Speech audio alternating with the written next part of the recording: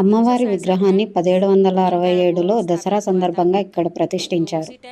అప్పుడు దసరా రోజున విగ్రహాన్ని నిమజ్జనానికి తీసుకెళ్లాలని ప్రయత్నిస్తే విగ్రహం కదలలేదు. 2 రోజుల తర్వాత మరోసారి ప్రయత్నించినా కదలలేదు.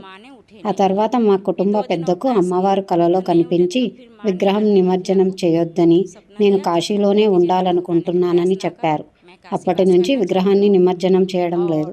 हमें ऐसे कुछ नहीं चाहिए, मैं गुड़ और चना में संतुष्ट रहेंगे, इसी में आप लोग मेरा सेवा करो।